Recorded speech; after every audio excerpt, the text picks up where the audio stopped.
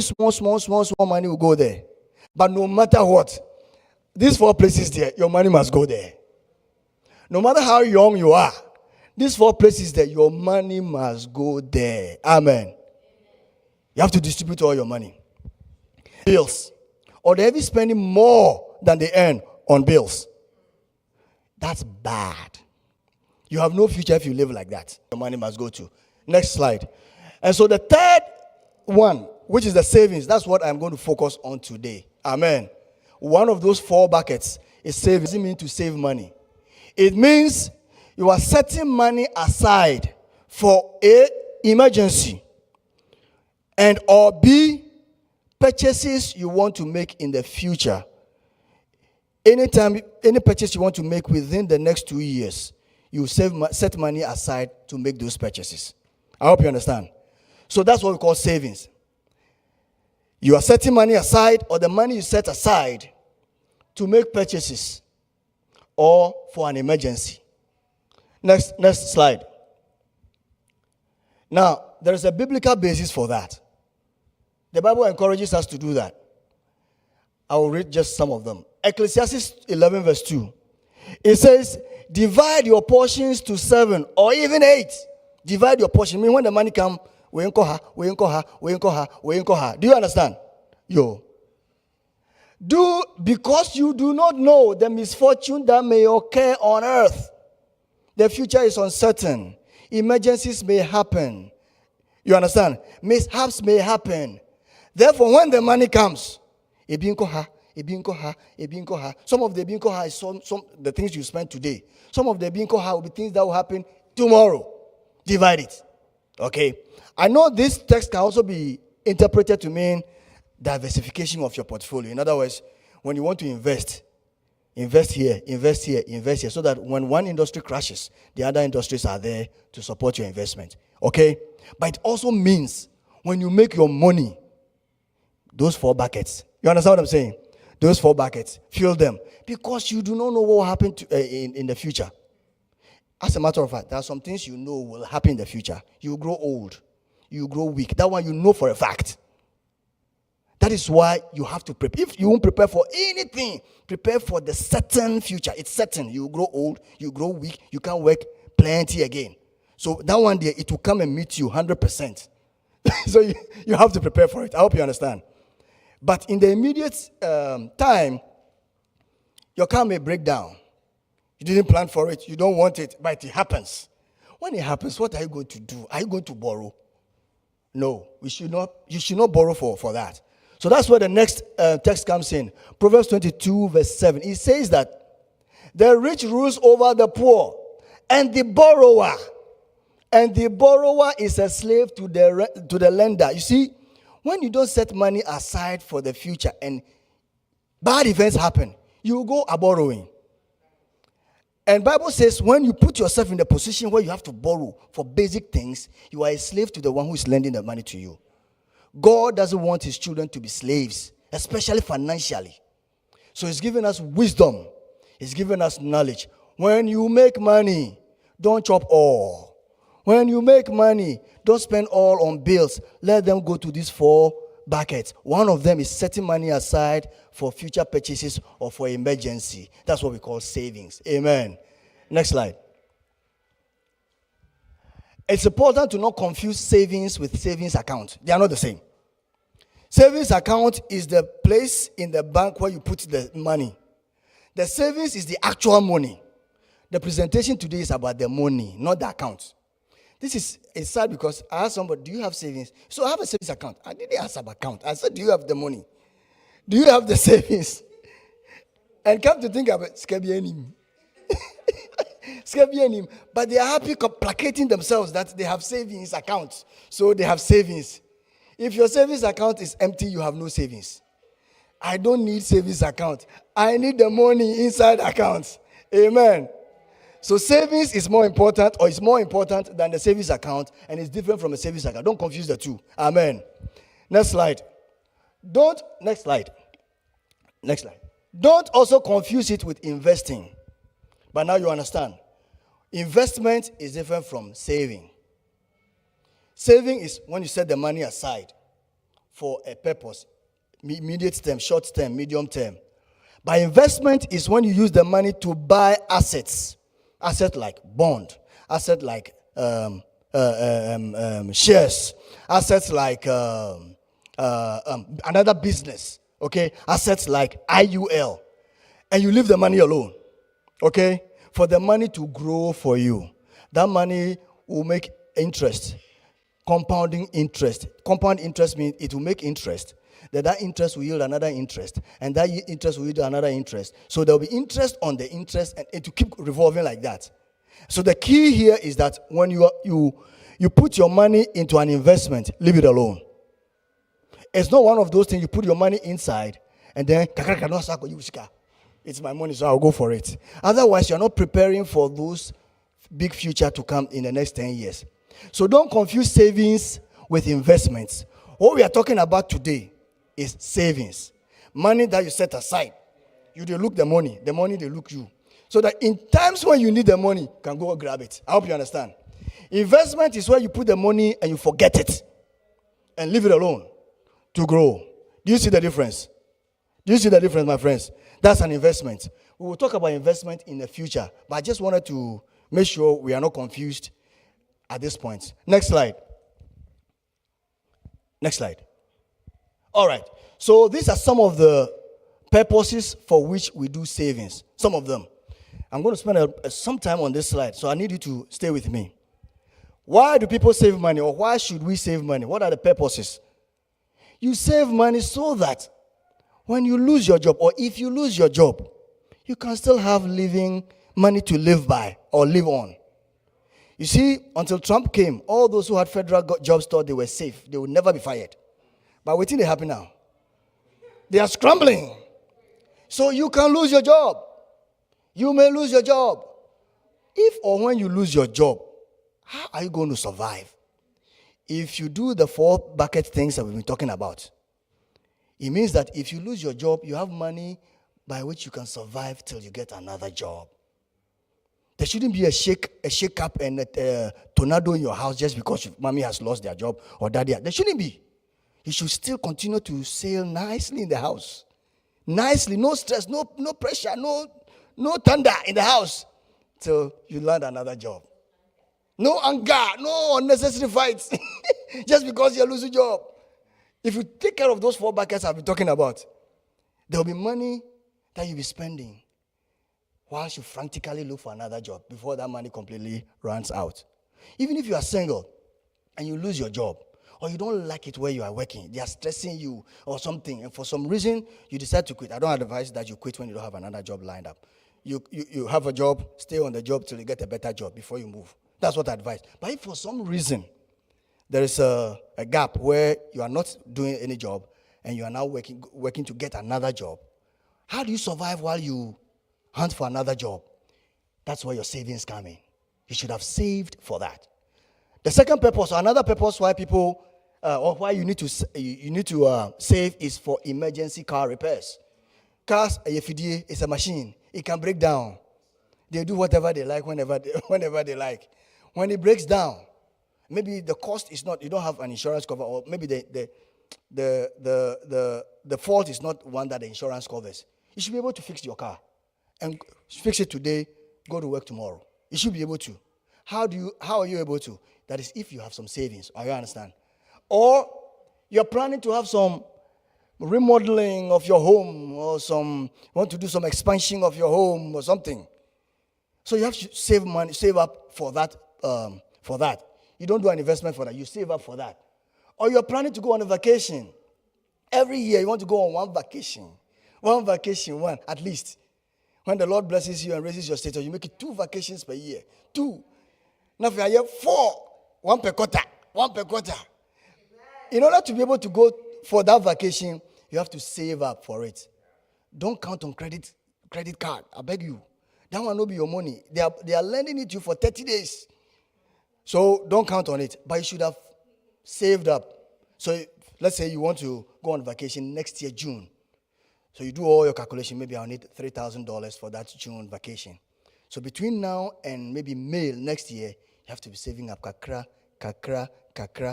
So when the June comes, oh Lord, Red deal, okay. So you saved up for that, okay? Or you want to buy some gadgets, some whatever gadgets, you save up for it. Or you want to, your wedding, you say, okay, I think I will do my wedding in 2 years' time. So I have to save up for it. So you do all the calculation, factor inflation, so like maybe $10,000 for my wedding. Both the traditional and then the $10,000. So what do? You start saving up. Start saving up. Kakran, kakra, kakra. Don't take a loan for your wedding. Don't do that. Kakran, kakran, kakra. So in the next 2 years, fine. You are ready, my friend. You are ready. If you don't save up for it, the 2 years will come and you're like, hey, now what I go do? How go do? Save up for it. Or you have there's an investment somewhere, but they need a lump sum of money to do that investment. So what do? You save up for that investment. You see that here, you can easily see that there's a difference between savings and investment. Putting the money aside for that money you are putting aside means you are saving up. But what you are going to use the money for is the investment, and then you leave it alone for it to grow. I hope you understand. You can see here that the things we have to save our money for are in two categories. One is planned purchases or planned usage. In other words, there's a date where you want to make that purchase and you save up to it. So it's not an emergency, is it? You have a date. It's a wedding, 2 years' time. A vacation, next year, June. So it's coming. Or you plan to do the remodeling of your house next year, summertime. So it's coming. So you save up for it. So this thing, that one, you plan for it. There's no stress. The other category is, it happened just like that. Emergency. So there are two broad reasons why we need to save money. For planned purchases and for emergencies. It can be a car emergency. It can be a job loss emergency. It can be a sickness, health emergency. Ghana, something must go. I hope you understand. Things like that. So important reasons why everybody must have some savings. For planned events and then for emergencies. As for the planned events, you have an idea how much specifically you need.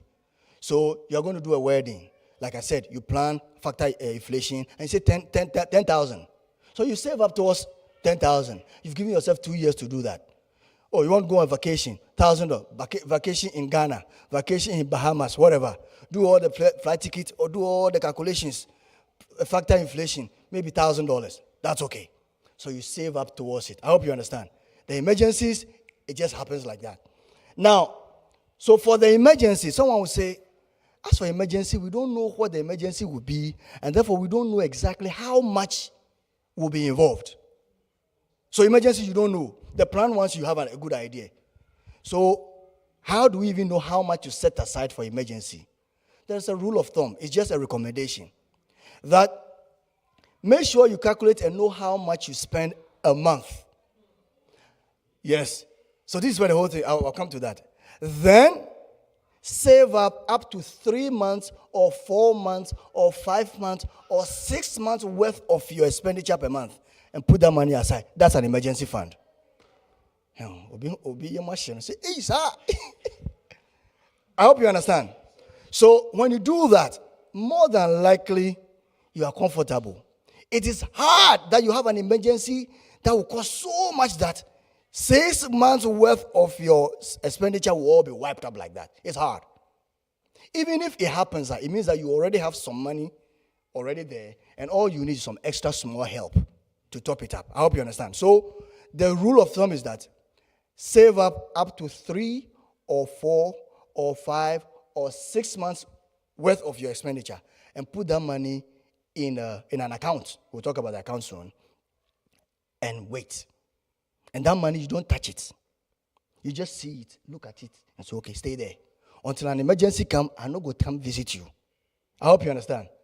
Savings too, you don't touch them until the time is up. I hope you understand. So that's extremely important. Now, people can have 2 or 3 or 4 emergency monies.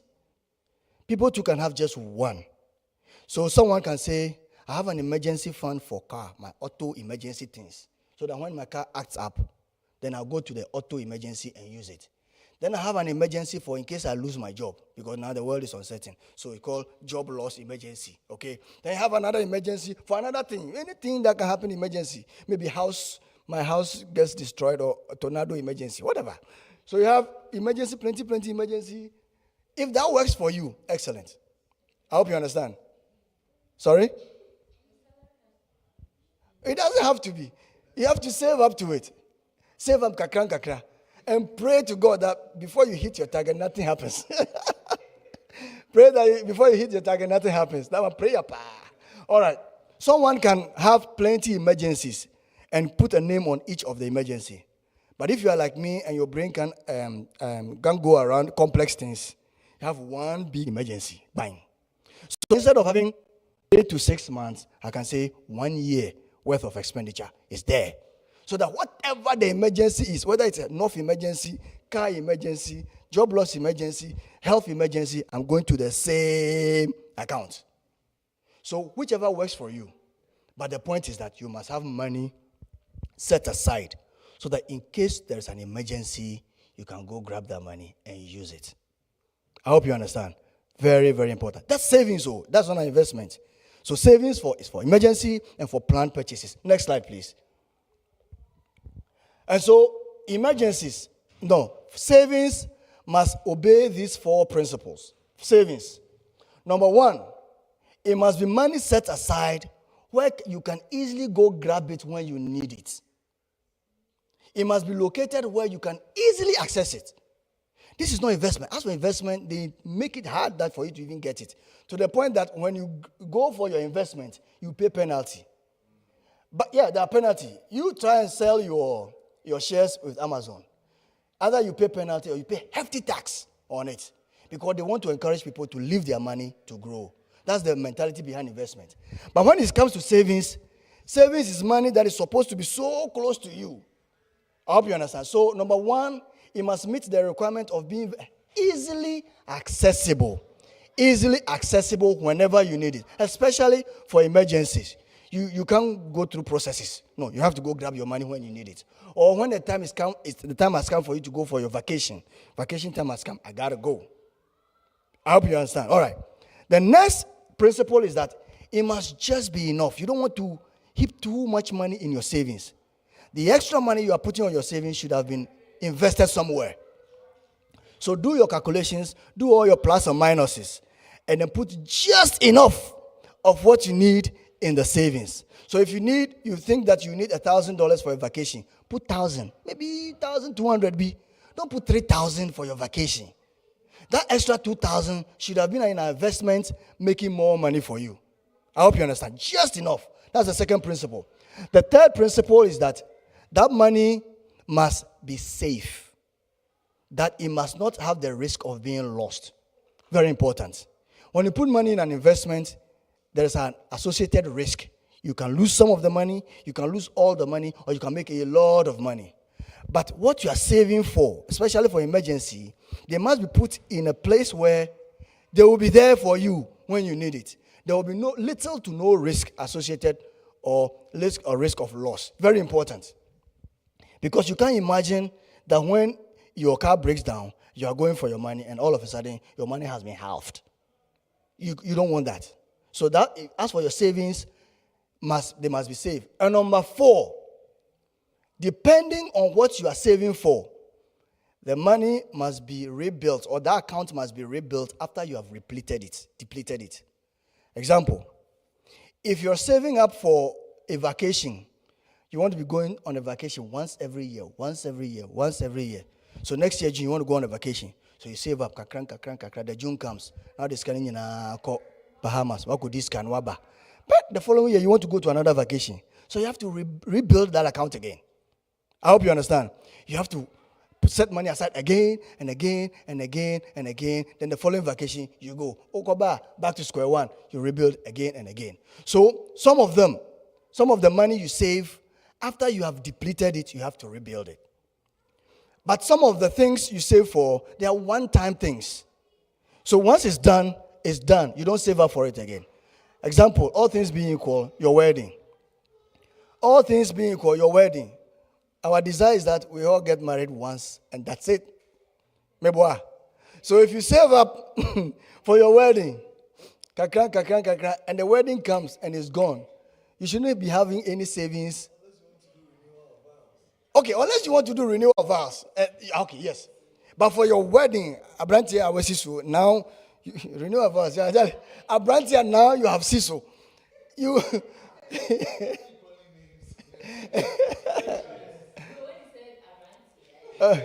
Or. Amen. Amen. Another example of one that you don't have to rebuild is maybe you want to buy a house. Or you want to a down payment for your house. Once you get the down payment for your house, you are done, right? Unless in the future you want to buy another house, then that's another plan altogether. But I'm saying that there are some of the things that for it's not an everyday or a cyclical event. Once it's done, it's done. You don't have to save up for it. But there are some that once you have used, they come again and again. So after you've used the money, you have to start all over, and it's all part of life, and that's how it's supposed to be. Amen. So, next slide. Where do people keep their monies? Or where do people save their monies? Some people save it in their wallet. Is it safe? Is it right? We'll know. Some people have safes in their homes, and they put the money in there. Next slide. Some people hide it under the mattress in their bedroom. That's where they keep their savings. Say, and now say, I'm saving up for my vacation. Some people say they say they don't trust themselves, so no, their man are done for. I trust you. I trust you, so keep my money for me. Keep my money for me. People do that. Is it right? Is it safe? I guess not. Next slide. People actually put it in plastic bags, dig holes in their backyard, and bury the money. They say, Charlie, I don't trust human beings. So, I trust the ground. I don't trust human. So, next slide. People save it in a checking account in the bank. In other words, because we said the money must be accessible, easily accessible, they are like the checking account there. Anytime I want my money, I can go grab my money. So they keep their savings in a checking account. All right, next slide. People keep it in the bank, but in a savings account, because they want the 0.001% that the banks interest rate that the banks will be giving. That the banks will give them. So they keep it in a savings account. All right, next slide. People keep it in a very special savings account called high yield savings account. The high yield savings account is also a savings account, except that it yields higher. So they have higher rates like 2%, between 2%, depending on the bank you are using, 2% to 5%, 5 to 0.5%. That's why they call it a high yield savings account. Higher interest rates than the regular traditional savings account. They are offered in the banks and credit union. So if you need a high yield savings, you go to the bank and ask them, do you have a savings account, high yield savings account? And it's FDIC insured. FDIC is the federal insurance system that insures financial institutions like banks. What it means is that should the bank fold, the insurer or the government will pay your money to you. So most of the banks here, they are insured up to the tune of $250, right? $250,000. It means that if you have money, $250,000 in that bank, and the bank folds or the bank collapses, you get your money back. If you have money more than $250,000, the extra, you have lost it. So what people do is that the very rich people, they keep $250 here, and then they keep the extra in another bank. That way, if the banks fold, it's not possible, but it can happen. And Biden, one bank collapsed, you get your money back because the money is insured or the bank is insured. And so people keep their money there. Number three, the money in the high yield savings account is usually easy to access. You need the money, you go grab it. Then lastly, some banks require that you have some minimum deposit in order to even open the high yield savings account, or in order to even maintain it. So you want to check for that. Next slide. So people keep their monies in high yield savings accounts. Some people save their money in what they call money market accounts. Money market account is essentially the same as a high yield savings account. Just that some banks choose to call it money market accounts. I hope you understand. Some banks call it high yield savings account because that's the real name. But some banks want to be different, so they call it money market accounts. It has the same, the same features as the high yield savings account. Next, so like I said, a high yield savings account and a money market account are the same. You get them from the banks or from the credit union. They offer higher interest rates than the traditional savings account. The savings account gives you 0.1, 0.001. You won't get any bigger. I hope you understand. But the high yield savings account also, depending on the bank, you may get 2%, you may get 3%, you may get 4%, you may get 5%. What I've realized from experience is that the banks that operate online, they offer higher interest rates because they don't have to pay for rent and buildings. Then the banks that are in brick and mortar, they have lower interest rate because they have to pay. For instance, Kemba is a brick and mortar. They are high yield savings account. They call it money market account, 2%. UFB is online, percent. Ally Bank, I think is 5%. Citibank, I think 5 point something percent. So all the online banks, they do higher because their overhead cost or their cost of doing business is lower. So they're able to give you more money. And so I would strongly suggest that you go for a high yield savings account. Now, the next place people save money. Next slide. This one is a big one. It's a big game changer. It's called the money market mutual fund or the money market fund. A lot of people don't know this. I'm going to spend some time on this one. The money market fund is an investment vehicle. I know we are talking about savings, but please listen, stay with me. It's an investment vehicle offered not by banks, but by brokerage companies. Brokerage companies are companies that act like banks, where if you want to invest, like you want to buy shares, you want to buy stocks, you want to buy bonds, you go to their website and put money there, and then from there you use it to buy what you want to buy, the investment you want to buy. They are specialized companies that do that. So one of the investment vehicles they carry, apart from bonds, it's called the money market fund or money market mutual fund. And these ones, they hold your money sometimes less than 30 days and your money is free again for you. Or they hold your money sometimes less than 60 days and your money is free for you. So they hold your money. In other words, when you put your money in there, you can't touch it until the time or the maturity date comes. And those maturity dates specifically for money market fund are very short. 60 days, 30 days, 60 days. So even though you are saving, what you are saving up for is not something you will need within the next 30 days, or it's not something you will need within the next 60 days, then it is a smart idea to keep your money there. I hope you understand. Now, they offer higher interest rate than even the high yield savings accounts. That is why, even though it's investment vehicle, if you are doing savings and you're saving, that's why I took my time to explain the categories of saving. It's not an emergency saving you are doing, saving up for something that there's time ahead of you. Then why don't you let your money go somewhere where you earn higher interest on top of the money, instead of the money just sitting down in a traditional savings account where you earn you 0.1 or 0.2%. So yes, I know this is carried by investment company, brokerage, but for you, you are saving your money. You are not doing an investment, you are doing savings. It's a short-term savings. So of all the, next slide, the places people save their money, the two highly recommended places where you want to do your savings is a high yield savings account by the banks or a money market fund by a brokerage fund or by a brokerage company. These are the two highly recommended places. The only reason is this. The only reason is that your money, you can get it whenever you want it. Number two, you earn higher interest on your money. All right, next slide. So these two recommendations, they meet all the four requirements or the four principles of savings. The two I'm talking about, the money market fund and then the high yield savings account.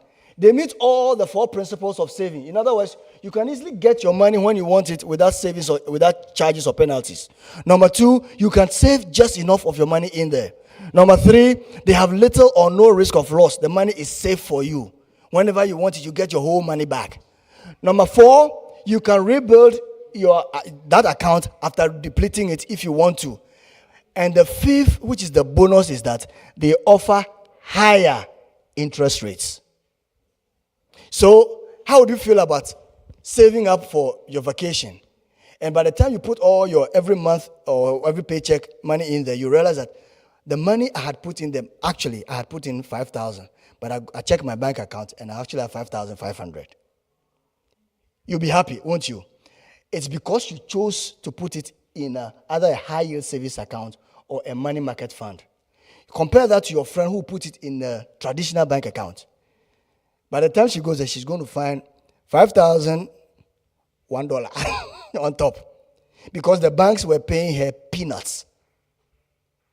That is why I strongly encourage that if you want to save up for something or you want to save up for an emergency, you choose either a money market fund by a brokerage firm or a high-yield savings account. Okay? These are the 2 places that are highly recommended you keep your money as savings. Next slide. But there are many banks that offer high-yield savings accounts. You got to do your research. There are many brokerage firms that offer the money market fund. You have to do your research and choose the one that works for you. So some of the banks, that their high-yield savings account is characterized by, number 1, they have competitive interest rate. Is it 2%? Is it 4%? Or is it 5%? And everybody wants the 5% interest rate. Good. But with that 5% interest rate comes other questions. What is the minimum you need to even open that bank, that high-yield savings account? Some banks says $0. In other words, you can literally just open the bank account with no money in it. So that they don't need you to wait till you make some big money before you open that high-yield savings account. I hope you understand. Some banks have it. If you do the research, you fish them out. And then how quickly can you get your money when you want it? Because some of the high-yield savings accounts, they are online. If you choose an online one, and you need the money, and you want to transfer the money from you can't spend from a savings account. You can't. It has to be in a checking account, right? Good. You want to transfer the money from that high savings account into your checking account. How long does it take for the transfer to come? Sometimes they say it's 3 days. Sometimes it says the same day. Is 3 days okay for you? Know that before you open the bank account. I hope you understand. Some of them actually have a checking account associated with that high-yield savings account. So that all you need is to transfer the money from their savings account to their checking account, take that debit card and use it. So that, when you are transferring from one account to another account in the same bank, it's instant. It's instant. You transfer from savings to a checking of the same bank. It's immediately, the money is available. Then you can use it. Some online banks have that feature. So if that's what's going to work for you, then you go for it. You want to find out that when you are withdrawing, do they have limitations? How many withdrawals are you allowed to make per month? Some of them have limitations that you can't withdraw 4 times. You can't withdraw 5 times per month. You can only withdraw 3 times. Some of them don't care how many times you withdraw. But you compare that to your plan. Your plan is that you want to go on a vacation, right? So it means that you are going to do the withdrawal 1 time in a year. So no matter how many limits they put on the number of withdrawals, you don't have a problem. Because you are saving up, and then when the time for the vacation comes, you do 1-time withdrawal, and that's it. So what I'd like you to do is that from here, do your research. The top 10 best high-yield savings accounts, and read all their features. And the one that works for you is the one you will choose. I hope you understand. All right. And then do they have penalties or do they have fees? Some of them don't charge you anything for keeping your money. They just give you some of them will charge you, and then they give you the interest rate. So you want to balance the two. Next slide. Now, if you choose the money market fund, then you want to ask yourself, That how long are they going to hold your money before you need it? Is it 60 days? Is it 30 days? Like I said, most of the things, maybe some of the things you are saving up for are not things you will need like immediately. But they are things that maybe you need next year. And so if they are going to hold your money for 60 days and then it will be available for you, no problem. Because I won't need it in the next 60 days. So based on what you are saving for, you can decide to do this. Put your money in the money market fund. They offer the highest interest rate compared to all the other vehicles. How quickly can you get your money when you ask for it? In other words, it has to go through processes before you get your money. How quickly can you wait? Well, if you know how quickly or how many days it will take them to give you your money, then you know when to put in your application so that you get your money just when you need it or before you need it. You can plan all these things ahead. And number 3, are they SIPC insured? Now, because the the money market fund is offered not by banks but by brokerage firms, they fall under a different insurance bracket. They are not insured by the FDIC because they are not banks. Because they are investments, they are supposed to be insured by SIPC.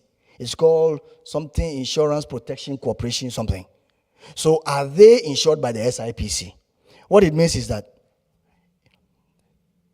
can you get your money should they fold? More than likely, they won't even fold. Because you see, we are talking about big brokerage firms like Fidelity. They are huge. They are world-class brokerage firms. Fidelity, Schwab's, Vanguard. These are huge. Actually, you know what they do?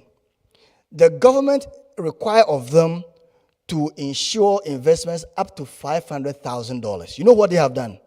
They are like, we don't want to limit our investors to just investing $500,000. So they have gone, most of them have gone for $1 million insurance. It means that if you have a money up to the tune of $1 million and they collapse, you can get your $1 million. That's what it means. They are like, we are going above and beyond the federal requirements because we want people to come and invest plenty money with us. So don't worry, your money is $1 million. Your money is up to $1 million. So don't even worry about their insurance. They are insured. So the point is this: do your research and choose the one that works for you. The interest is fixed. In other words, if they say 5%, you get 5%. It's not dependent on volatility of the stock exchange. No. You get 5%. If they say 3%, it's 3%. And you can get your money when it matures. Next slide. We're almost done. Next slide. So putting everything back to perspective. When you make money, some of your money must go to giving, tithe, offering, being good to people, gifts and all that, okay? Birthday gifts. Some of your money must go there. The second place your money must go is bills. Bills. You have to pay bills. Otherwise, you cease to survive. They will throw you out. Your landlord will eject you. You have to pay bills. The third place your money must go is savings. Savings either for planned purchases or savings for emergency. And we said that for emergencies, you must have at least between 3 to 6 months worth of your expenditure. If you want all your emergencies to be in one emergency fund, then you can bump it up to 8 months or 9 months or 10 months. That means whatever the emergency, whether it's an auto emergency or sickness emergency, job loss emergency, you are going to that one same emergency fund. Okay? But if you are very meticulous and you are granular like me, you have auto emergency kitua, sickness emergency kitua, job loss emergency kitua. If that works for you, that's fine. Then the fourth bucket your money must go to, no matter how less you make, is that your money must constantly be going to investments. You have to be investing money no matter how young you are. Be investing. Don't spend all your money on bills. Don't give all your money away on gifts. Otherwise, you'll be ejected from your apartment. Don't save all your money. Otherwise, you are losing out on investment opportunities. And you will still be ejected because you didn't pay your rent. And don't put all your don't put all your money in investments. Otherwise, you know what will happen to you. If you can't pay your bills and you have your money in investment, you'll be forced to go and sell your investment and recoup the money because you're under pressure. That is why it's important to have some savings so that you can leave your investment alone to grow. to focus, to grow. Amen. Next slide. We're almost there. You're almost there. So what can saving money do for you? I think you have answer question. Oh.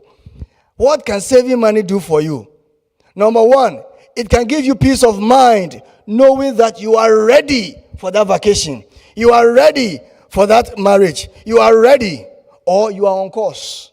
I'm on course. I'm saving up. If I keep at it like this, by June, I'll have the $2,000 I have planned for that vacation because I'm on course. When you are saving, it gives you the peace of mind to know, say, that sense of satisfaction is priceless. I hope you understand. If you don't have any savings somewhere, and you are like, I have to get married or do my wedding in the next 2 years, but you don't have any plan, you don't have anything laid up, stress. When you remember wedding, remember, no stress. The ladies, when they remember wedding, they're excited. But as for us, be excitement too. It depends on this thing. It depends on the financial plan. Oh, and those are special people. You and me, we are not special people. So yeah. So it gives you peace of mind. What can savings do for you? It gives you the ability to live life comfortably in spite of emergencies. You continue to live on. I mean, yes, I've lost my job. Yes. So what? You know what I mean? I've lost my job. My kids are not going to be moved from the private school to a public school just because I lost my job. No. Because I put all those things, mechanisms in place already. You will live life whilst you search for and work towards the next job. Savings will give you the ability to live comfortably. You won't change your car. You won't sell your car. You won't downsize. No. You just live. Because you know that for the next 6 months, dear, you are okay. Even if you don't get a job for the next 6 months, you are okay. But this is America. It won't take you 3 months. You get another job. Be Ghana. Ghana, they can't but here, so the point is this. When you have savings, it gives you the ability to live on comfortably. The third, what can savings do for you? It prevents extreme emotional attachment to your investments. Like I said, if all your money is in investments, you have not saved any money aside. Stock market, you are monitoring stock market. I come from Trump, I come from. Ready. You log in, be checking every day, because that's all you got. But your heaven and earth is there. Your heaven and earth is there. You don't have any hope anywhere. But when you have savings, we all know stock markets, it goes up and down. But even as it goes up and down, there's net upping. I hope you understand. So it goes up and down like that. When you have money saved up, you say, oh, I hope you understand. So saving money or putting money aside prevents that emotional attachment to investment. You ready? No. Or maybe your investment may not be a stock market investment. Maybe it's a business. You are starting a business. I hope you understand. Yes, it's business. We all want it to succeed. But because you have some money aside, if the business, so there's a problem, no problem. We'll fix it. Because business go through ups and downs. So you make some losses. But because you made some losses, that's not all you got. You got something somewhere saved up. So it gives you the peace of mind to work through the process of business. Business always go through downturns before they go up. Because you are in a learning process. You make mistakes. You lose some money. But allow that process to go on. But the only way you can allow that process to go on without you having a heart attack is when you have some cushion somewhere. That cushion is what we call the savings. I hope you understand. So it's extremely important you have that savings. Number 3, or number 4, whatever. It gives you a sense of accomplishment and comfort. You understand what I'm saying? It means you have accomplished something. I have saved up 6 months worth of expenses. It's there. You look at the money and you're happy. Say, yes, why you're dear, my dear. You know, be easy. America is one of the, I can easily see, is the richest country in the world. But only few people have even 1,000 saved up for whatever, whether for emergency or for 1,000. Only few people. The average American, she in their bank account. It means they get the paycheck, and by the time of the next paycheck, done. So when they lose jobs, they will say, unemployment when you, unemployment benefit when you, because otherwise they'll be kicked out of the apartments. The children of God must not go like that. God has given us wisdom and knowledge enough for us to live feeling that we have accomplished something by the grace of God and by the knowledge God has given us. A feeling of accomplishment and comfort because you have saved up for emergency. You are ready for emergency. Next, it gives you the motivation to take on bigger or other financial goals. You are motivated. Yeah, you are motivated. You are motivated to take on other goals. You are like, this is done. Next, what is next? You understand? Emergency fund, done. What is next? Saving for vacation, done. Or I'm on course. What is next? You are able to ask yourself what is next because you are not scared of any problem. So what can saving money do for you? The motivation to take on other goals. Number, last one is important. Last one. Mabel, read the last one for me. The last one. Okay, read it. What can saving money do for you? Give you stress-free marriage. One candidate. Boche, what can saving money do for you? Last one. Candidate. Give you stress-free marriage. Do you agree, my friends? Do you agree? Stress-free marriage. I put some code there. 22% D. Do you know what it means? 22% of marriages end up in divorce for financial reasons. Financial reasons. Or 22% of the marriages that end up in divorce is because of financial reasons. When you save up money, immediately you are out of that 22%. You are not one of them. Amen. If you want to remain in that 22%, and you you go see. You know be God one. It be you are so ordained. I hope you understand. I'm almost done. All right. And then stress leads. It says that I did a research. It says stress in marriage as a result of financial reason is the leading type of stress we have in marriage. The leading type of stress we have in marriage is the one that comes from financial reasons. Financial reasons. So if you set up savings, immediately, I hope you understand, immediately, that stress, you are not in that bracket anymore. There will not be stress because you have lost your job. There will not be stress because of that. And therefore, it's important that we save our money. Saving money will do a lot for you. Next slide. What can it not do for you? It cannot make you rich. Saving up, you can't save your way to riches. You see, if you try to save your way to riches, by the time you have enough money that you call yourself rich, you are 120 years old, you are dead. You are dead. Dabenda. Because inflation it's racing against your money. So you cannot save your. So what can saving money not do for you? It cannot make you rich. But it can give you peace of mind. It can give you stress-free marriage. It can give you the ability to live life nobly, even in spite of emergencies. Because you are taking care of business. I hope you understand. All right, next slide. Next slide. Let's skip the next one. Next slide is going to be a video. Next slide. Next slide. Skip that one. All right. This guy is called Anthony O'Neill, Christian brother, financial educator. He speaks to us about the importance of financial of saving. Play the video.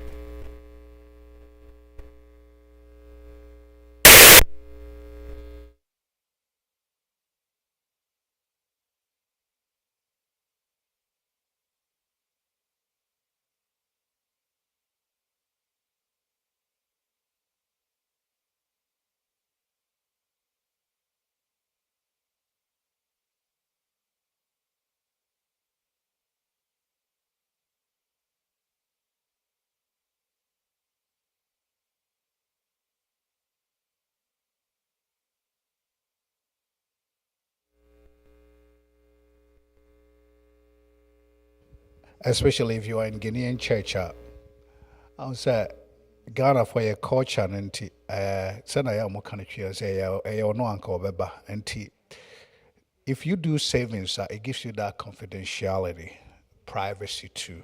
You need to be on our some Baba task or for him say way here more. So and it helps. It helps you because we cannot deny a Ghana for once our ban will be a show. And yeah, exactly. And then to the crowd for be actually and grown himself a party on her. So I think that it's important, and you've addressed it's here and the stress part of it. If things are not adding up, and you have to go around trying to find a way, there's no joy at home. Things are just not because I did as I was crying away. When things are not going well, nothing is funny. Stupid things irritate you. Idea nanka first things that not formally used to be, let's laugh about it. Nah, So I think that it's a good education that we should take it serious, and it'll help us both spiritually, because if you are stressed out, you have some grab say. So yeah. Amen. Any other question or contribution? Yeah. Question or contribution? Question. I don't know if because I came in late, but I just wanted to know, you're talking about saving, investing, and then what you're going to use to spend.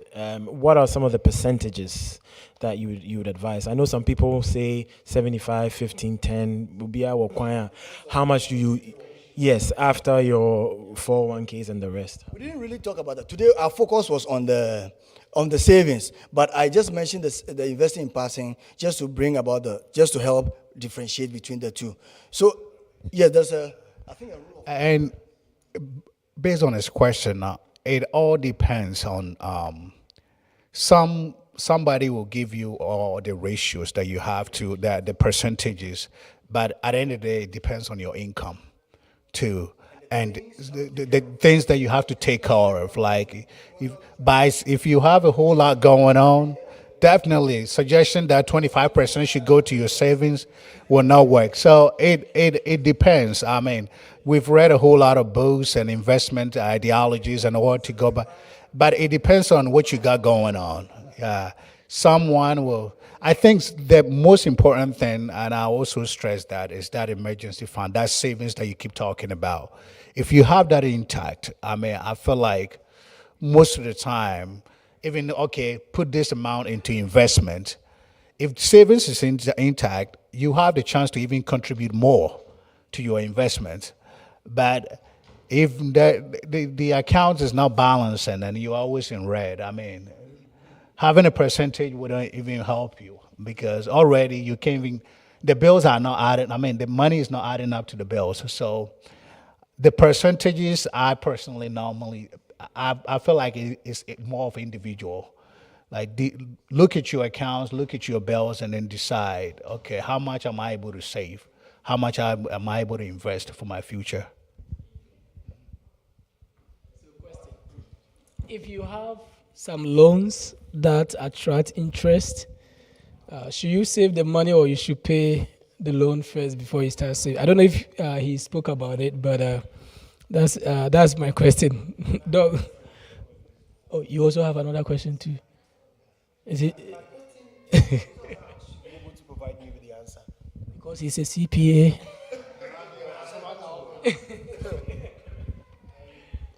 I don't know if you're going to have Pastor's question. Yes, so adding up to what Pastor just asked. The last time I called you, right, asking about what kind of investment is appropriate. Now, Doctor is talking about savings, and he just mentioned that savings, you cannot be wealthy with savings, right? Pastor, what's the difference between wealthy and rich?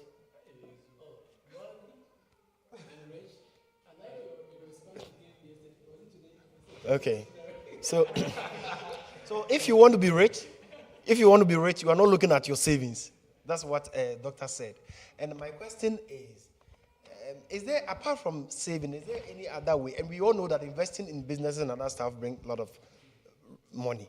But apart from that, is there any way we could probably utilize our money in terms of saving. And even if you are not going to get rich, at least it wouldn't be like it's for daily stuff, home and other utility stuff. Is there any other way? Okay. Okay, so I'll try to answer both questions. I'll start with Pastor's one. Pastor's question was about if you have like a debt to pay and then the interest rate, should you pay it early or not? So, Pastor, it depends. Oh, okay. So again, So it depends. Now, this is why it depends. If you are involved in a saving or an investment where your returns is greater than the interest on the loan, then you're at a net gain. So there's no rush. So then you can decide to say, oh, if I invest in like the stock market, I'm making a return of like 8-9%. My auto loan is like 5%. So I can choose not to really pay it off because you need liquidity, you need cash. If you go and use all your cash to pay and you're cash strapped, who are you going to ask? You can't come and ask anybody money. So you can choose that. But then there's also another school of thought who will tell you that if you actually have enough cash on you, and let's say still the returns you are getting on your savings or investment is a little more than the interest on the debt, pay it off. Because then when you pay it off, you are saving yourself from paying all future interest on the debt. Because the interest is computed every month as the loan is active. So if it's a 5-year loan for like a 10,000 item, by the end of the 5 years, you're paying close to like 20,000. So if you can pay off early, great. But the last thing you want to do is just allowing the loan to maybe grow and it's high, maybe the interest is high and you're not also making so much from your savings and you're just like, you should be adding a little to it every now and then because this week I was even doing some analysis with someone and we even noticed that if you buy a home and then it's a 30-year mortgage and you pay every 3 months, you pay additional 1 month mortgage, you end up paying the home in like 15 years. Yes, instead of 30 years, because you are cutting yourself from all the interest. Because those of us who are involved in loans, check your loan balances or let them send you the schedule. You see that for the first like more than half of the tenure of the loan, everything is going into interest. You're not even touching principal. So that's one. Now to your question about to your question about say, so that's it's a good one. Like Doc was saying, it's true. You really can't save yourself into wealth because savings is capped. It's capped at 5% or 6% at most, depending on the vehicle or the instrument you want to use. So really, how much of 6% are you going to make so much money? Unless maybe the money is like $1 million or like a 5 million, then of course that you can live off that 6% per annum. So yes, but what really will get you into wealth, like you discussed, like savings will give you peace of mind, you'll be fine if you lose your job and all of that. But what will really get you into the wealth bracket is investing. And investing comes in multiple ways. You can get involved into all the stocks and the index funds and all of that. You can also do real estate. Investment comes with risk. High risk, high reward, or start your own business. Because if you start your own business, it can go well or it can go south, or you can start getting returns after a long time. So yes, investing in stock is not the only way to get to wealth. Real estate is one. Buying businesses. There are people who actually buy homes and flip them. I know a friend. He buys vehicles on loan. And then, like, he recently bought a Lexus vehicle. He had paid for like 2 years, and he flipped it for, and he made a gain. So yeah, you want to look in those things are the things that will get you into wealth. So it's a little different from your regular savings. Yeah. Amen. Now video is ready. Sorry for that. The original video was corrupted. So yeah, Philip, we're ready. He's talking about why we need to save. Study came out recently on Yahoo Finances that nearly 50% of the people who make $100,000 or more are living paycheck to paycheck. That people who make $100,000 a year can't even afford an $1,000 emergency. These are people who are making on average about $8,000 and they can't afford $1,000 emergency. Now, let me be very sensitive and very, very understanding that I understand that sometimes life does hit. I understand that sometimes things come into place that had nothing to do with our control. Nothing to do with our control. And sometimes that does happen. And I want to be honest and say, you know what? I understand that. But here is my problem that I do have. That if you're making $100,000 in your home right now, and you don't have at least $500 in your savings account, respectfully saying this, you can't blame that on the system. You can't blame that on life happening, because I'm pretty sure I can look at someone's budget and say, you know what, you can cut that out. The problem is, are we willing to look into the mirror and say, hey, we need to do this and get rid of that for a season? What is the difference between someone who is financially well off and someone who has the capabilities of being financially well off, but they're not? This person who is financially well off was willing to sacrifice things for 12 months to change the next 12 years of their life. This person who has the means to do it, they're not willing to do certain things to change it. They don't want to sacrifice 12 months. They don't want to live in a different place that may be uncomfortable for 12 months to get the things they want to do. I drove a 2011 Acura TL with 200-something plus thousand miles on it because I knew the kind of life I wanted in the next 3 years. I was living in a 1-bedroom apartment in Nashville, Tennessee, actually in Brentwood, Tennessee. When I had the money, I'm making well over 6 figures. But I was like, no, I know what I want in the future. I know what I want to build. Let me live like this. When I was living in Jacksonville, Florida, I was living in the hood. I wasn't living somewhere real nice, Bay Meadows. I wasn't living on the south side. I was living on the north side. When you pulled on my street, it smelled like crap. As soon as you get off the highway, you see dope boys. You know why?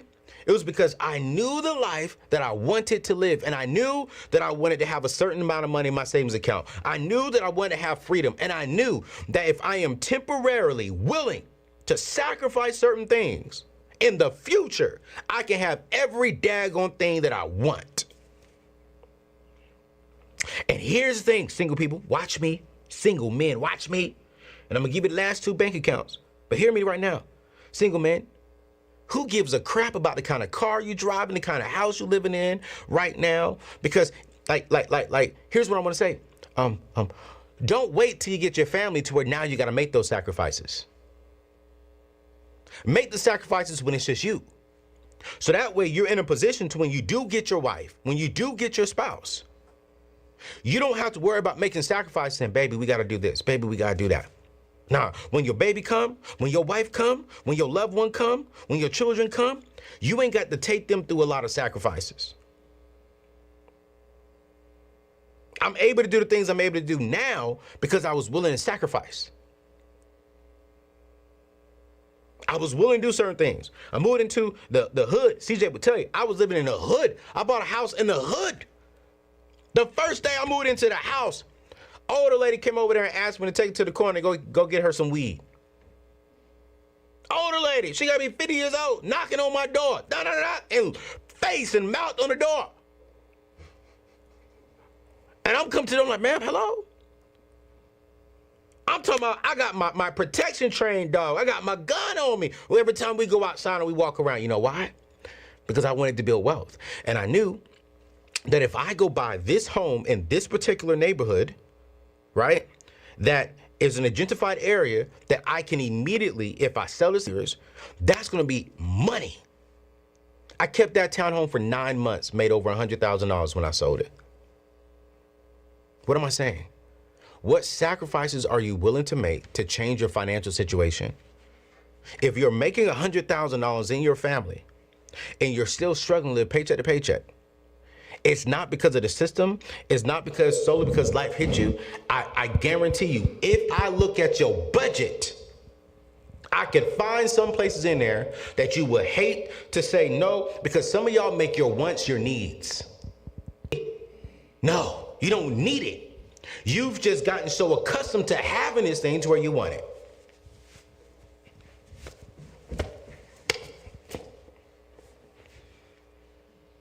And you wonder why you're living where you're living. And you wonder why you don't have $1,000 in your savings account. And you're wondering why you don't have this certain kind of thing. It's because it's not because of everyone else. It's that it's you. Couples, time for y'all to sit down, look at yourself in the mirror and say, babe, what do we need to take off of our budget to where we can get to where we want to go? Bottom line. And let me be honest with you, it's going to suck. It's going to piss you off to where you can't go on that trip. It's going to suck that you may have to tell your kids you can't do that particular program. And this mother is, you know, she can't do the things that she want to do, and she's living, you know, and she's struggling because one of her kids wants to do a particular activity, and that particular activity costs a whole lot of money. And I'm like, yo, listen, the best thing you can do for your kids is tell them no.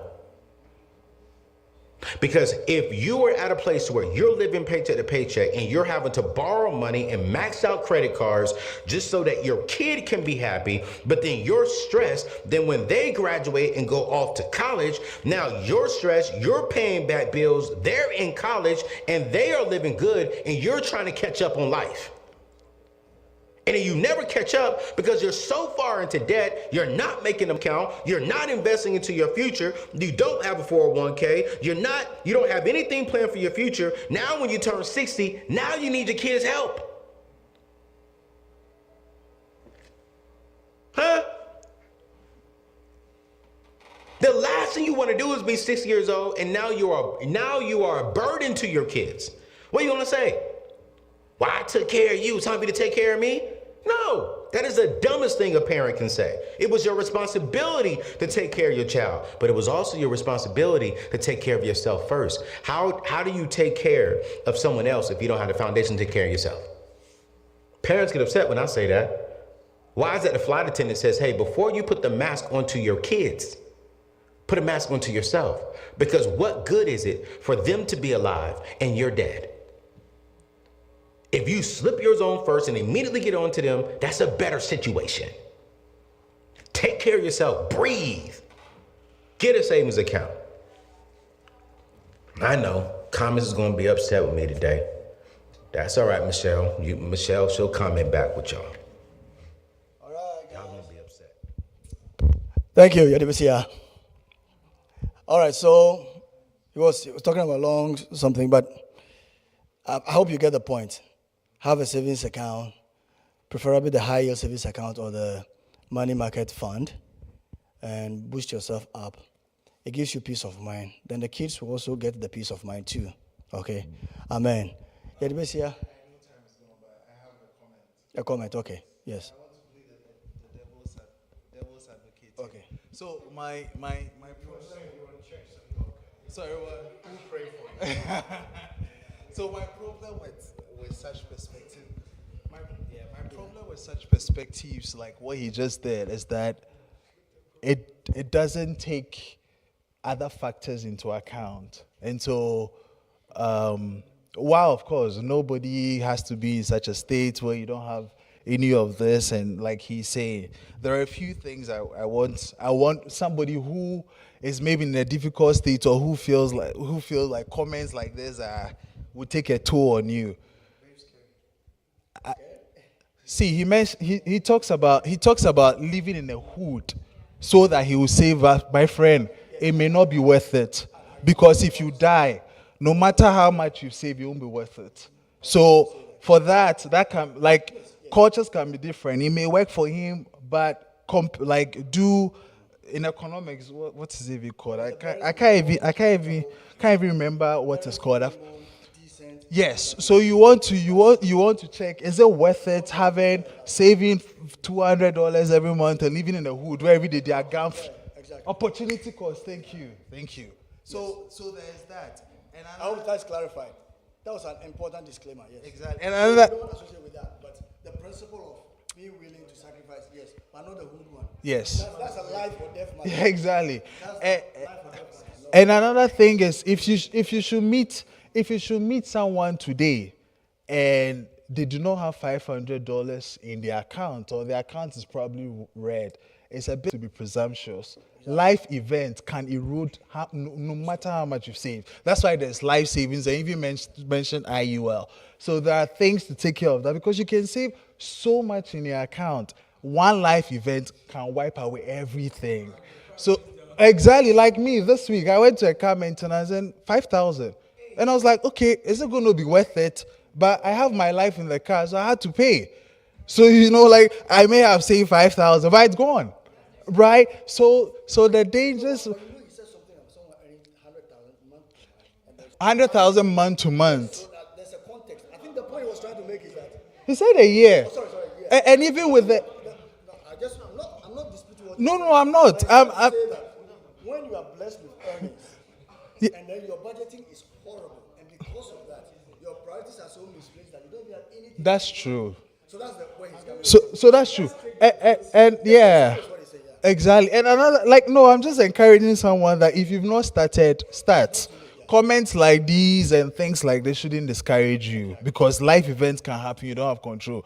I know a friend, he moved from Atlanta this month. He's moved to Ohio. He was earning like 120K in Atlanta. He's not surviving because I thought he was exaggerating until he told me how much he has to pay for his vehicle, one vehicle.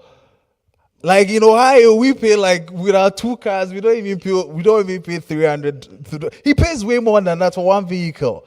So you may be earning 100,000, but where you live can play a big role. Because what a 90,000 or 80,000 can do for you in Ohio, 150 may not be able to do for like in Texas or Atlanta. So it's important. And also, like in our culture or our system, we do a little bit of extended family. So when we get our money, apart from our nuclear family, we also help others so that they can also rise. But with others like the white and OT, you asked about the ratios. Like those who asked about a lot of these ratios, and I like Mr. Evans' answer, it depends on you.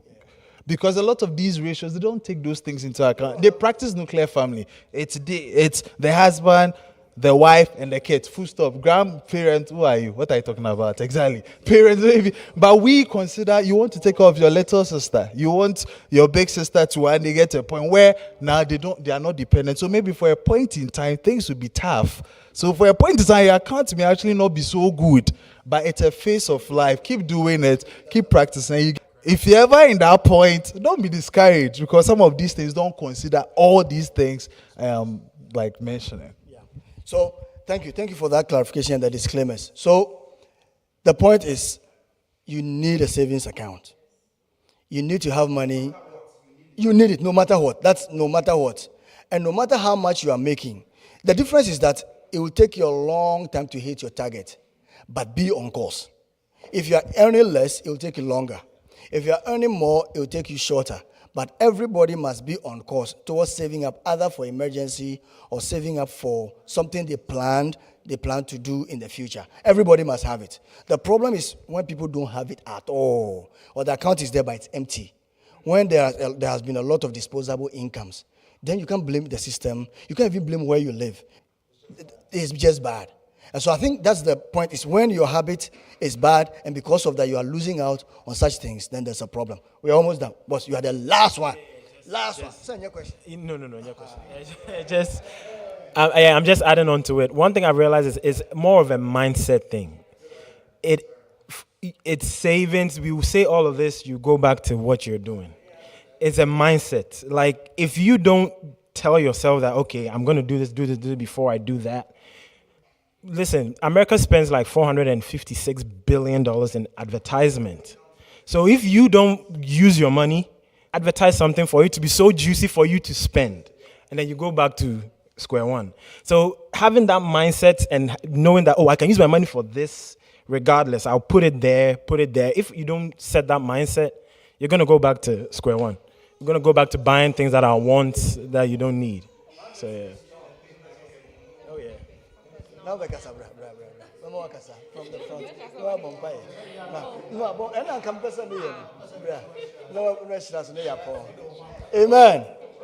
So she has the final thoughts and the final prayer. Amen.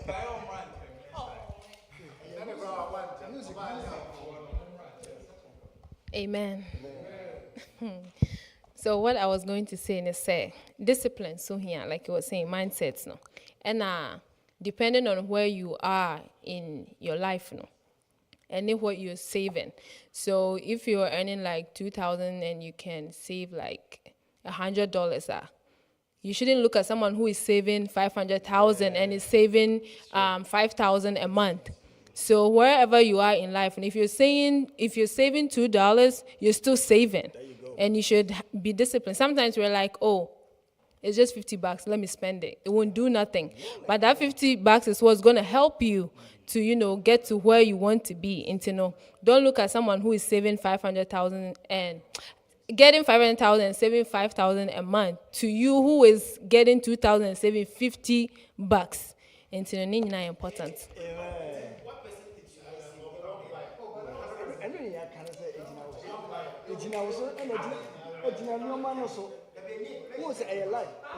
In savings, you have to save sika. You're not going to touch it no matter what. You're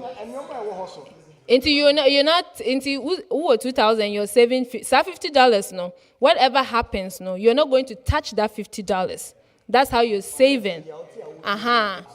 If you're earning 2K and then you're taking $50 out, you're not taking out 1,000 out because you're going to touch that 1,000. That's why you're saving 50, so that no matter what happens, you're not taking out of the 50.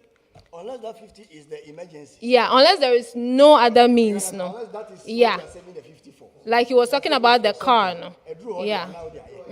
Now they are here because that's what you were Yeah. saving it for. But then you're not touching that 15. So it is here. Exactly. Because a lot of people, the reason why the clarification of what she says is important. A lot of people, when they are saving, in their mind, they think they are investing. What you don't touch, Is the savings, no? It's Yeah. the investment. Investments. No? You understand?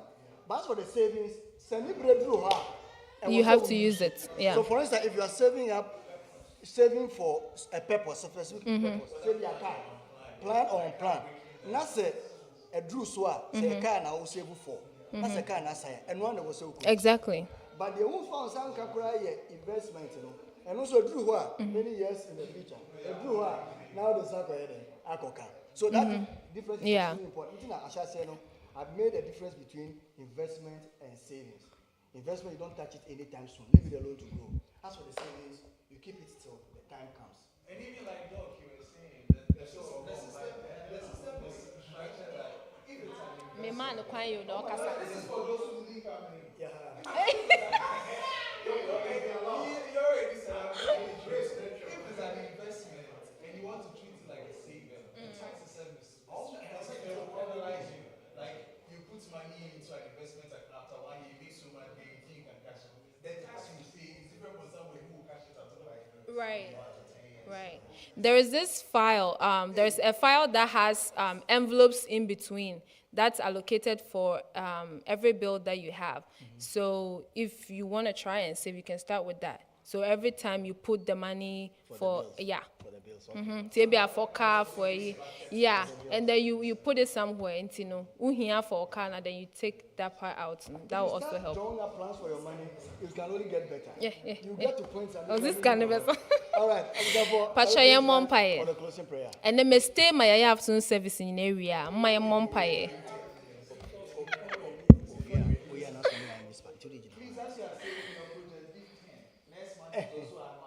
You. Amen.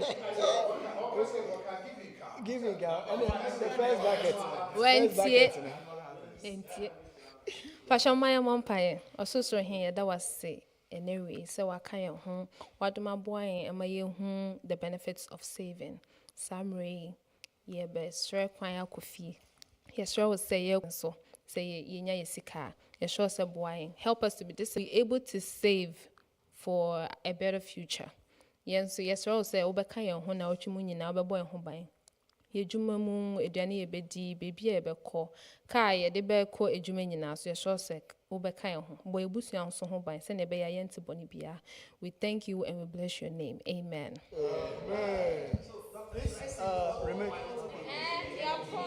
Yes, that's Please let's listen to the announcement before we leave.